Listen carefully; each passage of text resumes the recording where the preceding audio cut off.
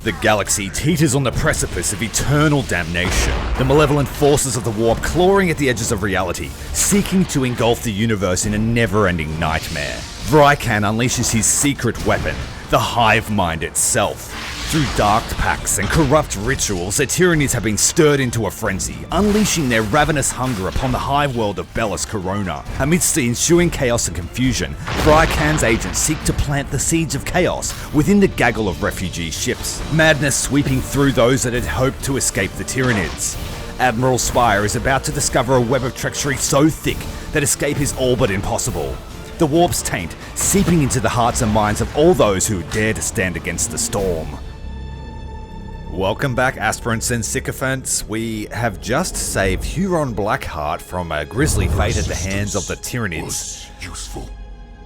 I shan't forget that you stood at my side when no other would. And we should get his Blackstone Fortress, which I'm excited for. Had I lost this fortress, things would have gone ill for us all. I've ordered resources be made available to you. And so long as you keep my hounds fed, you may call upon my assistance in battle. Worry not, Huron. There will be plunder enough for all before this war is done. Huron Blackheart, the Tyrant of Battlefleet, has been saved from the emergency in his sector, and now he is ours. We've got some renown, repair rates, all the good stuff. Level, new fleet acquired, the Red Corsairs. That will be Huron Blackheart's fleet with the Blackstone Fortress. Very powerful, as you've probably seen if you watched the last episode. It's got the Void Cannon. Very, very strong cannon. Alright, everybody is set. They're probably going to need to rest a little bit, recover some crew. In the meantime, our new Blackstone Fortress has appeared. Let's have a look. The Eternity of Emptiness. A Titan Blackstone Fortress with a singular warp cannon. Very, very resilient, although it only has the one cannon. So it's not going to be as good as some of our Titans that we can procure during this campaign, playing the modded campaign, the Skalgrim mod. But in the vanilla campaign, that is a very, very strong ship to have. One last look at the Eternity of Emptiness before we proceed. It doesn't even fit on the screen. It's got a few interesting traits. But really, it's just going to be a defensive. We're going to move it around where we need the biggest defense, really. It doesn't have a great amount of mobility. Alright, what is the plan? The plan is to move on, clear out this sector. We've got an invasion coming from the Tyranids next turn. And we also have the opportunity to recruit a new fleet. So we're going to do that at Agrippina. We can't take a Marked Legion. I really want another Zeech fleet. But for now, we will take a Mechanicus fleet, a Dark Mechanicum fleet. And we will probably take Tror with the Golef drone ship because it's super cheap to recruit. And then we will give him a custom-built Titan. He just has the Golef drone ship, which is basically a fire ship or a suicide ship. And I think we will give him something that synergizes with what the other two fleets have. We've got the Demonic Ritual, which is great for flagships. It can only be fitted to a capital class ship, sorry. You will not see that skill before that. So I think we will take the Auger Probe. Yeah, Auger Probe. Can't go wrong. And let's find a Titan for this bad Mechanicum fleet.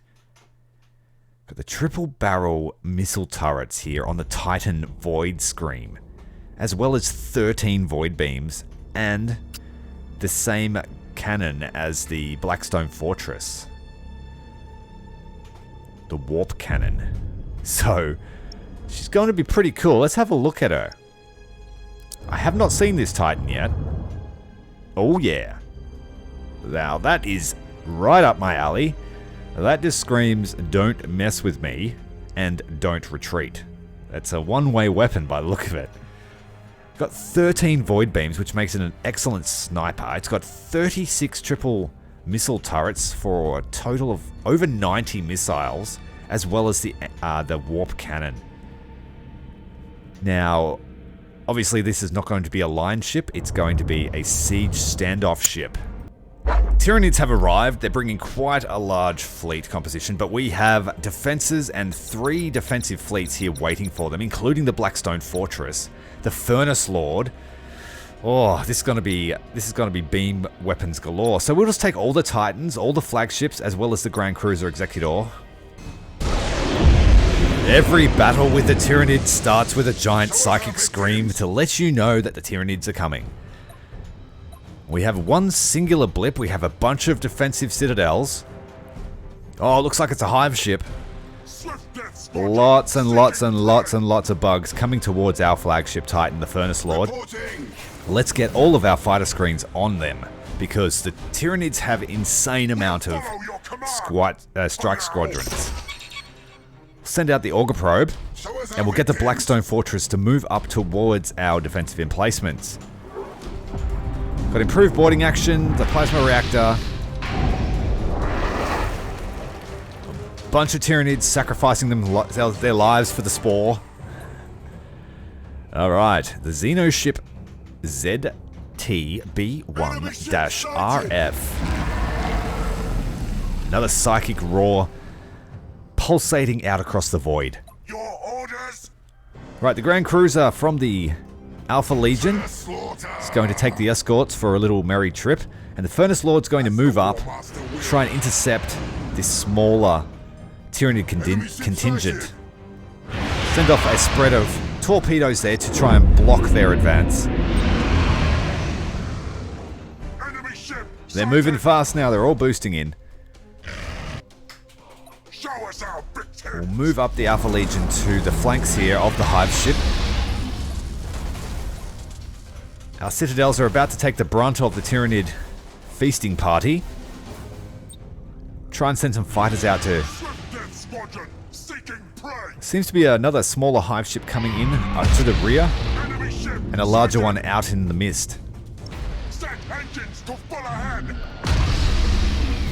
Look at that swarm of fighters coming for our Alpha Legion flagship. We need to boost him out of the way because they will destroy him. Tyranids attack the hull of your ships as well. It's one of their unique features of their strike parties. And all of our fighters are going out to meet this Tyranid swarm. No telling how effective our fighters will be against that many Tyranid strike fighters. And they're getting absolutely chewed.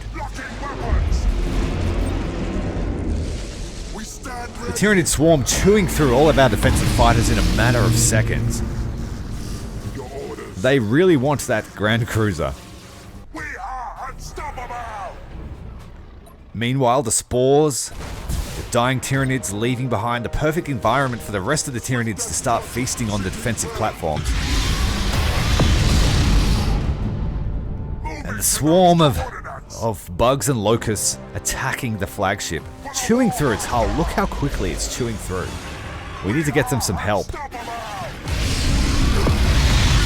We're losing all of our defensive turrets, so we need to get another defensive screen onto that ship. The Hive ships made it to the defensive emplacements, and the Blackstone Fortress has hit it with a devastating beam from the Void Cannon, dissipating all of the locusts around the Hive ship, and leaving the rest of the ship, or rest of the living Hive ship, exposed. We only have a minute or so. The Void Cannon there, opening up again, carving into the side of the living Hive ship.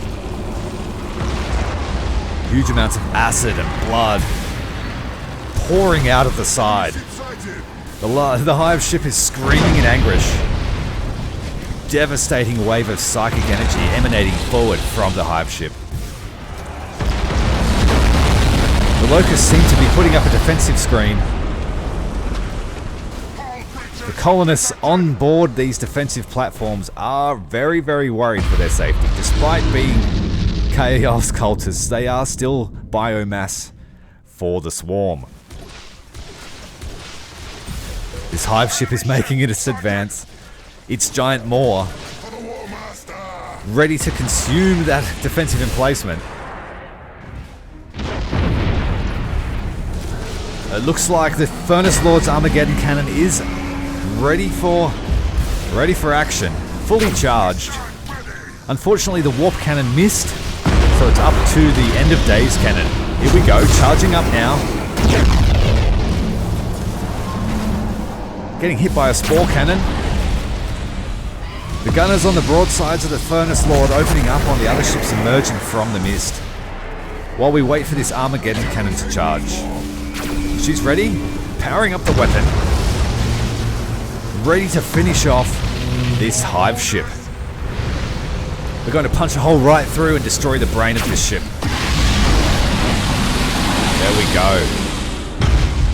Penetrating beam from the Armageddon cannon, cutting through the Hive ship. Destroying any semblance of consciousness left on board. It is nothing but a floating husk.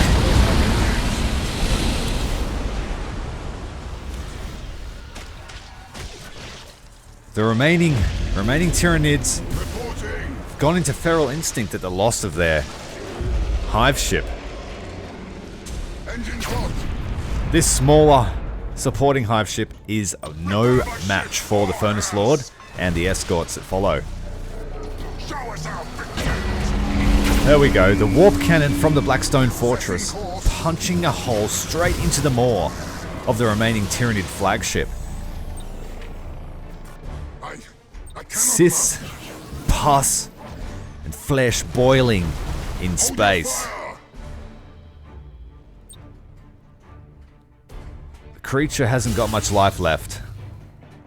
One final broadside should finish it off. Warp strike successful, Master. We've got another one coming in here from the 12 o'clock to Furnace Lord. Taking them on singularly is fairly easy. But we still can't underestimate the power of their boarding actions. They have very powerful boarding actions. What are we going to do? We're going to high energy turn. I'm going to get a little... Oh, 41 boarding actions on board the Furnace Lord. That's why I mean about don't underestimate Tyranids. They've just about wiped our crew without even trying. Now I need to finish this guy off. We'll hit him with the Blackstone Fortress cannon. We'll follow your command. Can we board him too? Furnace Lord just wants to get inside this Tyranid ship, but it does a 180. Spinning around on the spot and taking a giant bite out of the starboard side of the Furnace Lord.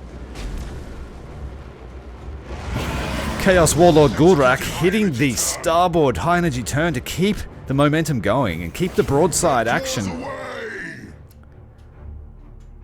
Tyranid ship has dashed away to avoid being boarded by our own Marines. There are now 67 boarding actions on board the Titan Furnace Lord. I'm panicking.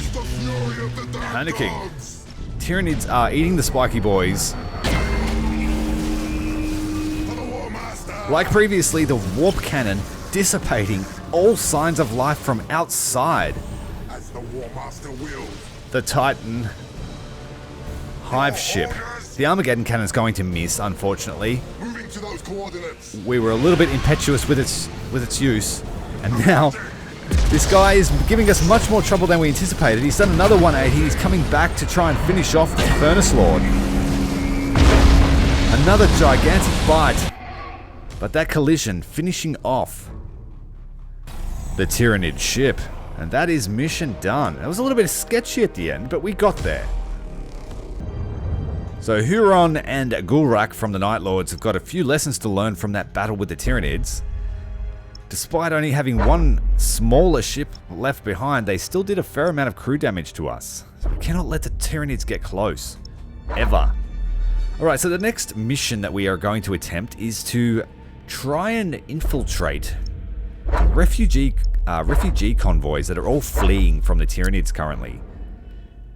We're going to try and put some cultists on board and sway some of these refugees to our side so that when they reach the refugee rendezvous point, then we will have agents within Spire's circle. Admiral Spire being the Imperium's lead admiral, and a thorn in Chaos's side, perpetually. Convoy Drang spoke of. He continues to prove his value to your cause. Our boarding parties are prepared, but to infiltrate these ships we will need confusion, disorder. We do not need all of these vessels. Turn your guns on the rest. Let the screams of their crews convince the others of their fortunate escape, never knowing it was of your design. A plan worthy of the great deceiver Malevolence. I accept your guidance in this matter. Now, because we have a lot of colonists and refugees and generally innocent people, we decided to bring the Plague Father because they obviously need some love. The Plague Father is willing to embrace all within his garden. Is unfortunate. You have a gift for understatement, Malevolence. Those rogue asteroids will crush our vessels, but if we withdraw, we lose the opportunity to infiltrate the convoy. We must press on. Trust to the gods. Your victory, after all, is theirs. Configure the strategium to give us as much warning as possible. Alright, so we've got giant asteroids. This area is well known for giant asteroids constantly crossing the zone. Fortunately, their trajectory can be anticipated, for any collision would result in the immediate destruction of the ship, regardless of its sturdiness. So even if one of our Titans get hit by one of these giant asteroids, it is sayonara for that crew. We're going to move the Braggart's Betrayal up into a offensive position. The Braggart's Betrayal loves dealing with the Imperium. Although, judging by the fact that there are firehawks and boarding torpedoes coming, this looks like it may be a fleet composed of space marines. What a ruinous powers! Fortunately, the fleets of Nurgle and the Death Guard are capable of chewing through marines, quite literally. Setting course. Although their strong morale does prove to be quite a pain in the butt. Alright, here we go. It looks like a mixed fleet. Lots and lots of small escorts, and so we shall do what we normally do, and we'll send our little Golef drone ship up to intercept them and offer a boarding target. Now, hopefully we should get some of these strike cruisers to drop their boarding actions onto the Golef ship, and they won't do it onto the Braggart's Betrayal. Once the Golef ship is down, we do not want our light cruiser in the fight. Once the Golef ship is down, we will charge Braggart's Betrayal right through the center of these escorts towards the light cruisers and cut them in half. Oh, I should have scuttled the Golef drone ship. I should have scuttled it. But by the time that order goes off now, that will be too late. Alright, the Death Guard are slowly and inexorably moving their way towards this fleet, but we will expedite this process by moving the Death Guard Fleet Admiral forward with a micro warp jump. And when he arrives, he's going to open up the doors and let out the filth of Nurgle. There we go. The horrible Terminus Est has arrived on the scene, and he is about to feast. The Braggart's Betrayal sitting back under the power of its super void shields, comfortably chewing up these escorts with its render cannons, which prove to be quite powerful in large numbers. Constant stream of render bolts. We do have a couple of carriers or Grand Cruiser level ships sitting out the back, using their longer range weaponry. So it is time for Terminus Est to proceed. Enemy ship sighted. The Nurgle rot cannons causing fire every time they make contact with the hull. The super void shield means that no damage is going to be done whatsoever. All ships that enter within her close sensor radius also start getting eaten alive by all the various Nurglings and void locusts.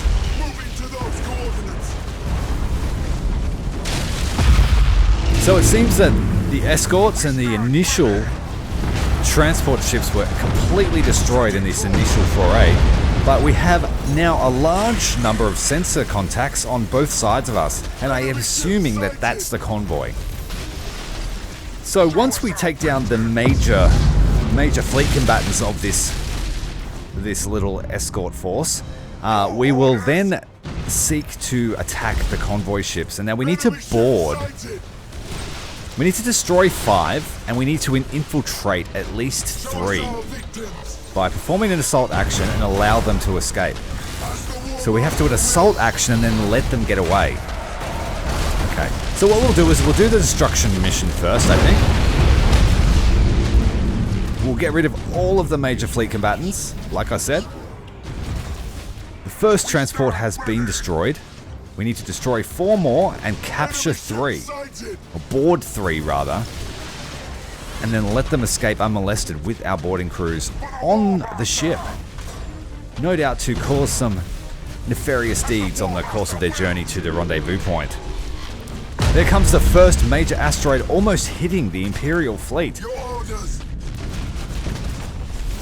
Now, Terminus Est is a little bit vulnerable to that particular type of environmental effect because she's not very fast. We'll launch some corruptor torpedoes out. This guy is not moving anywhere, so they may get through. We'll send the fighter screen out to assist. There we go. The torpedo bomber's doing a fantastic job. And now this cruiser has realized that he is not safe. He's now moving out under full power, but unfortunately his engine is not working as effectively as he'd hoped. So Terminus Est is going to feast on the souls of that ship. Meanwhile, the rest of the Death Guard fleet are approaching up the convoy here. We're going to send a boarding action across, but we also need to hold fire. We need to hold fire on all of the ships that we're boarding. Alright, we've got our first boarding action happening.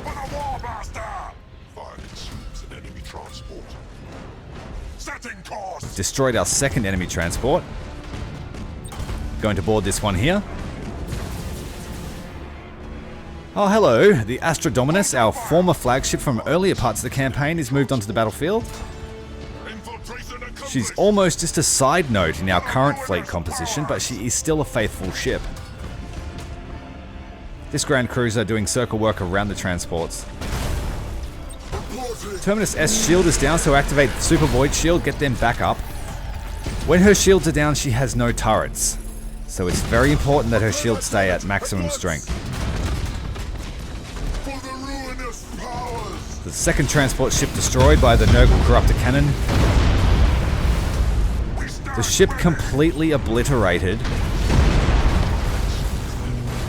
in a ball of acid and disease. It doesn't explode, it simply disintegrates. Another transport ship is about to run afoul of the Astra Dominus. We'll pull her astern and we're going to board her as she passes on the starboard side. Press the wrong button there, call to arms was not the right order.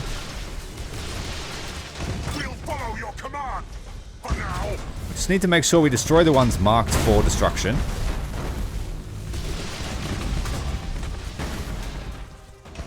And so it's pretty much devolved into a bit of a skirmish here. All aspects of our fleet off doing various missions. The Braggart's Betrayal is just simply mocking the Imperial escorts that remain. Just waiting on the Death Guard boarding actions to be ready so we can take these last 2 transport ships. So another one that needs destroying? No, we've boarded that one. Oh, I see, I understand. So once it's boarded, it changes to a picture to tell you that to leave it alone. So now we need to let those 3 ships that are marked like that escape.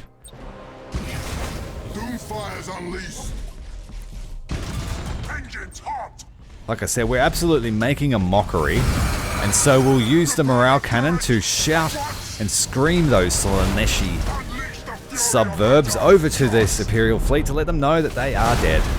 The Braggart's Betrayal is coming to feast. It needs a new hood ornament. And that hood ornament is going to be this Imperial battleship, I believe. And as contact is made, the bridge section of that Imperial cruiser completely destroyed. And as we spin around, we clip it with the tail, and her warp reactor goes. I think that's all of the warships. Now we just need to let our transport ships escape the zone. Show us our victims. Oh, wait here. Terminus Est is just sitting with her rear exposed. Setting course. Super Void shield back up. Go back to action stations. And the Braggart's Betrayal will come back and assist in this destruction. Alright, doing well. Send out a spread of torpedoes. We are having crew issues on board. We've got a couple of boarding actions on. Unfortunately, all of our weapons are being blocked by debris. But the Braggart's Betrayal has arrived on station. She's going to teach this enemy flagship not to mess with the Death Guard. Because at the moment, Chaos is united. Chaos is undivided. And we are going to make sure that this 13th Black Crusade is the final crusade. Reports are in. The infiltrated transports are escaping from the area. The Braggart's Betrayal carving a path of misery and destruction through this Imperial formation. And that is the third and final transport to escape. Now it's just going to be a cleaning up operation. The Braggart's Betrayal and these render cannons make small fleets an absolute trivial affair. They're not so effective against large ships, but man, once you get through the shield and then you just start chewing away at the armor, there is nothing a cruiser class ship can do. Maximum carnage. Alright, the light cruiser Defiant has been destroyed. One lone light cruiser here to finish off. Oh wait, there's a hidden flagship. He was running silent.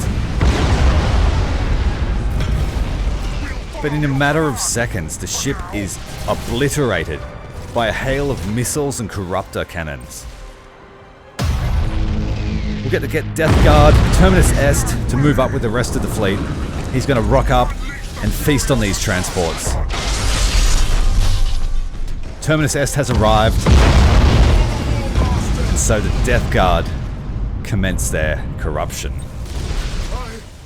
I cannot master. Well, that was fun. And so our insidious plan has come. It has borne fruit. The seeds have been planted, and so chaos shall grow. Issue the order to withdraw. Let's see how Spire deals with this one. Excellent job. The refugee vessels are now under our Glory to command. chaos. Those amongst their crews unready to share the glory of the dark gods serve instead as sacrifice. If only Spire could see the fist closing about him. Would that I could feel his fear as the... Soon. In the meantime, your decisive action has garnered a bounty of resources. Set them to use. If Slaanesh has his way, it won't be a fist closing around Spire. It'll be a fist inside him. A group of refugees have tried to escape, but it was too late. From now on, giant asteroids will show up. Allies have been losing fleets along the borders of You suspect we have a new enemy in the region. a new enemy, or the beginnings of a dark miracle demanding witness. Either way, you should see for yourself. Ascension must continue. Thank you for watching, guys. That was Battlefleet Gothic Armada 2. Make sure to check in next time and see how far we can spread Chaos's influence across the galaxy. Until next time, Commander Tyrael, out.